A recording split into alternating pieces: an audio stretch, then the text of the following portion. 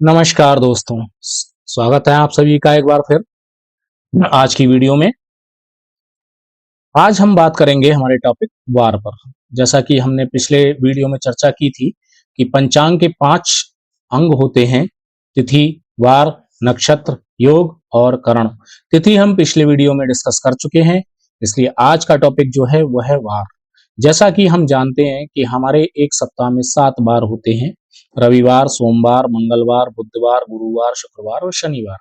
और ये सभी सातों वार जो हैं एक एक ग्रह का प्रतिनिधित्व करते हैं। जैसे कि रविवार सूर्य का प्रतिनिधित्व करता है, सोमवार चंद्रमा का प्रतिनिधित्व करता है, इस प्रकार से। ठीक है, तो इन वारों का एक क्रम है, निश्चित क्रम है कि रविवार के बाद सोमवार ही आएगा या सोमवार के बाद मंगलवार ही आएगा। ठीक है, और ये एक निश्चित क्रम है जो कि बदलता नहीं है। तो इसके पीछे का क्या लॉजिक है, इसके बारे में बात करते हैं।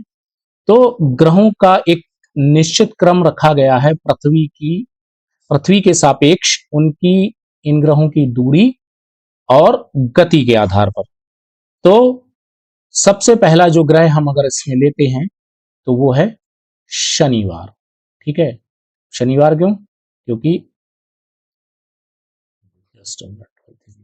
Not working properly like this. Okay, so अगर हम शनिवार की बात करें, ठीक है, तो शनिवार जो है वो सबसे धीमा और सबसे दूर का ग्रह है पृथ्वी के सापेक्ष में। ठीक है, उसके बाद गुरुवार, मंगलवार, सूर्य, सॉरी, उस शनि के बाद गुरु, गुरु के बाद मंगल, मंगल के बाद सूर्य, सूर्य के बाद शुक्र, शुक्र के बाद बुध और बुध के बाद चंद्रमा, जो कि सबसे निकट और सबसे तेज है पृथ्वी के सापेक्ष। ठीक है, तो वार की डेफिनेशन क्या होगी कि एक सूर्योदय से लेकर दूसरे सूर्योदय तक के मध्य के समय को हम वार कहते हैं। इंग्लिश कैलेंडर में जब डेट चेंज होती है मध्य रात्रि 12 बजे, तब वार चेंज हो जाता है, लेकिन वैदिक एस्ट्रोलॉजी में ऐसा नहीं है। एक सूर्योदय से दूसरे सूर्योदय तक क्या होता है, वही दिन लगता है। अगर किसी बालक का जन्म शुक्रवार की रात 2 बजे हुआ है तो उसका जन्मदिन वैदिक एस्ट्रोलॉजी के अकॉर्डिंग, वैदिक कैलेंडर के अकॉर्डिंग हम शुक्रवार ही मानेंगे, शनिवार नहीं मानेंगे। जबकि अंग्रेजी कैलेंडर के अनुसार ये तारीख चेंज हो जाएगी 12 बजे, तो दिन शनिवार लगेगा। ठीक है, तो इन ग्रहों का ये क्रम क्यों है, और सूर्य जैसे रविवार के बाद सोमवार ही क्यों आता है या सोमवार के बाद मंगलवार ही क्यों आता है, इसके पीछे काम करता है होरा सिद्धांत। होरा सिद्धांत में होरा शब्द की उत्पत्ति कहां से आई है? ज्योतिष में एक और शब्द होता है अहोरात्र। ठीक है, और इस अहोरात्र का क्या मतलब होता है?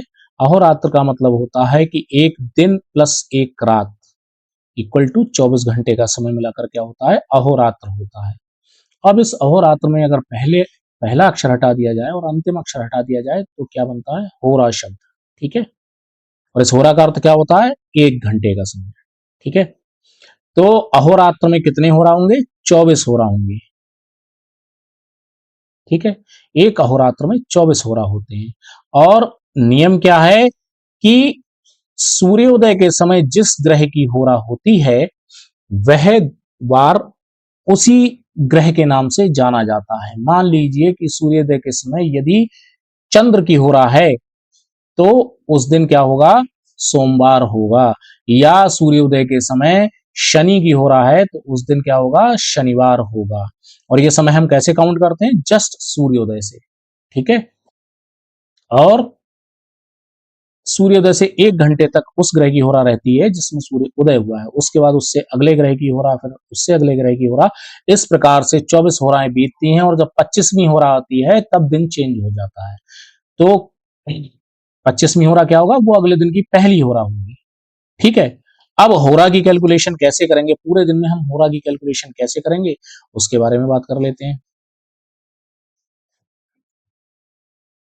ठीक है, तो मान लीजिए कि जैसे आज रविवार है और पहली होरा किसकी होगी? सूर्य की। ठीक है, अब ये हमें ज्ञात हो गया कि आज रविवार है तो पहली होरा सूर्य की होगी, और इसलिए जो हमने पहली होरा की जगह सूर्य लिख दिया। ठीक है, अगली होरा कैसे पता करेंगे? अगली होरा ज्ञात करने के लिए काउंटिंग के दो नियम हैं, जो कि होरा सेम ही आएगी निकल के, लेकिन अपनी अपनी सुविधा है। तो सूर्य से छठे ग्रह, सूर्य से जो छठा ग्रह होगा वो इसकी अगली होरा होगी। मतलब किसी भी ग्रह से उससे अगली होरा जानना ही है तो या तो उससे 6 ग्रह आगे फॉरवर्ड काउंटिंग कर लीजिए आगे की तरफ, ठीक है, या बैकवर्ड काउंटिंग कर लीजिए पीछे की तरफ, तब कितने ग्रह गिने जाएंगे? 3।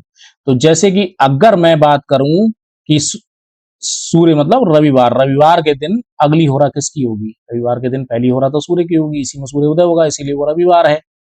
तो अगली होरा होगी शुक्र की। तो मैं काउंटिंग करूं, अगर फॉरवर्ड काउंटिंग भी करूं, तो सूर्य मीन्स रविवार, सोमवार, मंगलवार, बुधवार, गुरुवार और शुक्रवार। अगली होरा क्या आई? शुक्रवार। अगर मैं फॉरवर्ड काउंटिंग करता हूं तो 6 गिनूंगा, ठीक है। और अगर मैं बैकवर्ड काउंटिंग करूं तब रविवार, शनिवार और शुक्रवार, होरा वही आएगी, ठीक है। अपनी सुविधा के अनुसार आप काउंटिंग कर सकते हैं। तो दूसरी होरा किसकी आई? शुक्र की, ठीक है। इसी प्रकार अगर काउंट करेंगे आप तो शुक्र से अगली होरा किसकी होगी? बैकवर्ड काउंटिंग कर लेते हैं, शुक्रवार, गुरुवार और बुधवार, ठीक है। अगली काउंटिंग हो गई बुधवार की,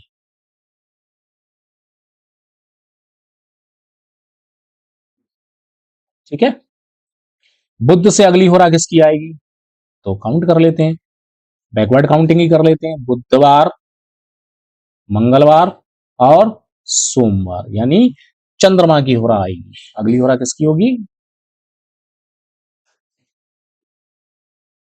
चंद्रमा की, ठीक है। अब चंद्रमा से अगली होरा किसकी आएगी? तो फॉरवर्ड काउंटिंग कर लेते हैं एक बार। सोमवार, मंगलवार, बुधवार, गुरुवार, शुक्रवार और शनिवार, ठीक है। बस हमें फॉरवर्ड काउंटिंग के समय छठा ग्रह लेना है और बैकवर्ड काउंटिंग के समय तीसरा ग्रह लेना है, ये हमें ध्यान रखना है, ठीक है। अब शनि से अगली होरा किसकी होगी? तो बैकवर्ड काउंटिंग करके देख लेते हैं, या फॉरवर्ड काउंटिंग, जैसा भी आपको सही लगे। तो शनि से बैकवर्ड काउंटिंग करते हैं, शनिवार, शुक्रवार और गुरुवार, ठीक है। अगली होरा गुरु की आ गई, ठीक है। और गुरु से अगली होरा किसकी आएगी? गुरुवार, बुधवार और मंगलवार। बैकवर्ड काउंटिंग कर ली और हमें तीसरा ग्रह प्राप्त हो गया, ठीक है।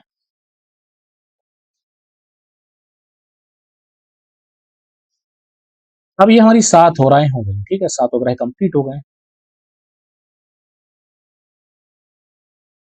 तो अब ये रिपीट होंगे, मंगल के बाद फिर सूर्य की होरा शुरू होगी, ठीक है।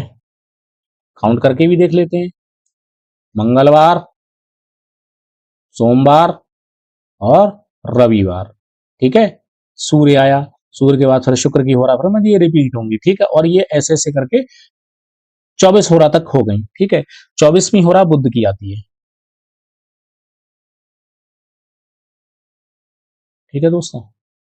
अब 25वीं होरा किसकी निकलेगी? तो बुध से काउंट करते हैं, बुधवार, मंगलवार और सोमवार, यानी चंद्र की होरा। और 25वीं होरा क्या होगी? अगले दिन की पहली होरा होगी, ठीक है। तो इसी हिसाब से सूर्य रविवार के बाद क्या आया? सोमवार आया। और यही होरा का गणित आप लगाएंगे तो सोमवार के बाद मंगलवार आएगा, और मंगलवार के बाद बुधवार, फिर गुरुवार, फिर शुक्रवार, फिर शनिवार, ठीक है।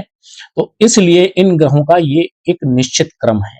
अब होरा के एप्लीकेशन की बात कर लेते हैं कि होरा का क्या एप्लीकेशन है, ठीक है। एक दिन में 24 होरा होती है। अब मान लीजिए कोई एक ऐसा कार्य है जो उस दिन वर्जित है, नहीं किया जा सकता है। मान लीजिए जैसे कि हम गुरुवार को ही ले लें, ठीक है।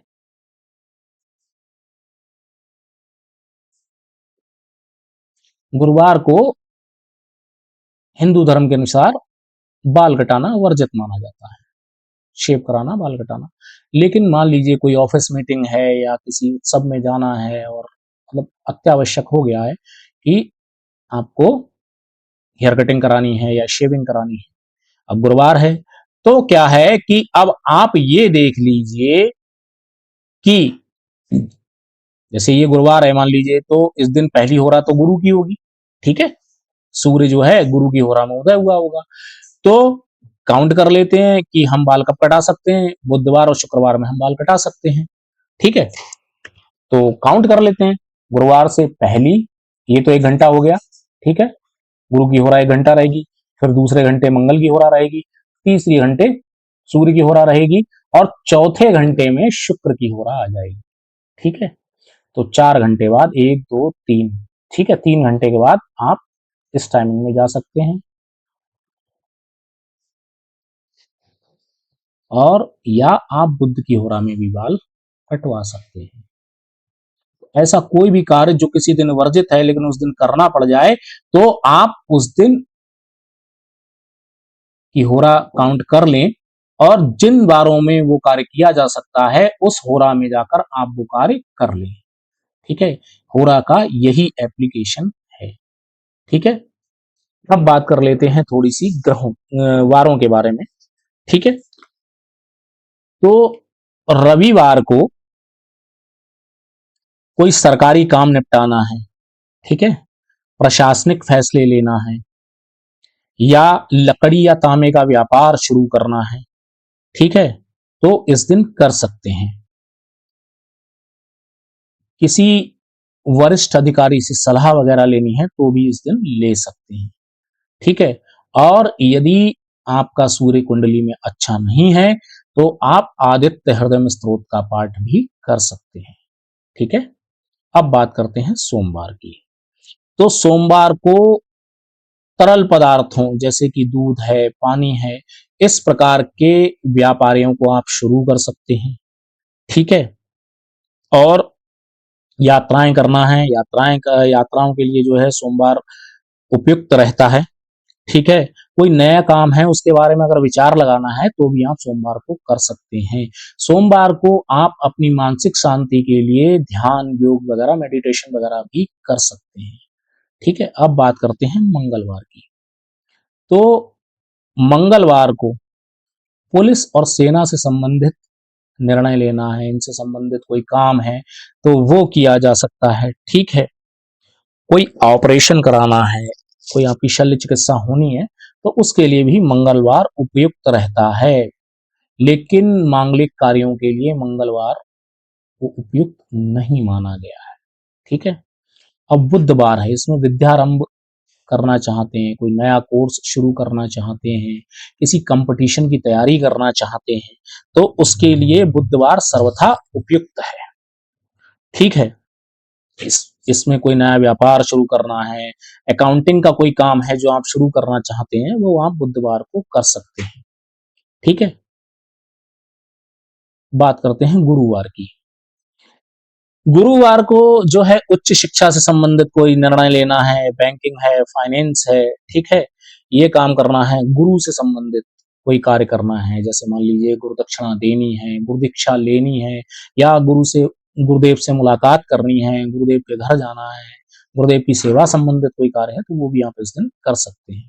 बात करते हैं शुक्रवार की। शुक्रवार को आप सौंदर्य प्रसाधन का सामान वगैरह है, ये खरीदना चाहते हैं, कोई कला, कोई संगीत से जुड़ा कार्य करना चाहते हैं तो आप ये कर सकते हैं, ठीक है। और स्पेशली अगर वाहन खरीदने का सोच रहे हैं तो शुक्रवार को वाहन खरीदना शुभ माना जाता है, उसके लिए ये एक उपयुक्त वार है। शनिवार को लोहे से संबंधित, मशीनरी से संबंधित, यंत्रों से संबंधित कोई कार्य है तो आप कर सकते हैं। इस दिन तंत्र मंत्र का ऐसा लिखा है हमारे कुछ किताबों में, ठीक है, बुक्स में, तो आप ये काम भी कर सकते हैं। कोई पुराना विवाद आप सुलझाना चाहते हैं तो उसके लिए भी आप इस दिन प्रयास कर सकते हैं, ठीक है। और अब विशेषतया अपने सेवादारों, अपने कर्मचारियों से संबंधित कोई फैसला लेना चाहते हैं, उनके लिए कुछ करना चाहते हैं तो उसके लिए शनिवार सर्वथा उपयुक्त वार है। तो जानकारी कैसी लगी मित्रों, कमेंट सेक्शन में अवश्य बताइएगा। इसी प्रकार की जानकारी के लिए मेरे साथ जुड़े रहिए मेरे चैनल ज्योतिष विद जायसवाल पर। और यदि आपको वीडियो अच्छा लगा हो तो वीडियो को लाइक कीजिए, सब्सक्राइब कीजिए, शेयर कीजिए। आपके सहयोग का आकांक्षी हूँ। धन्यवाद। नमस्कार।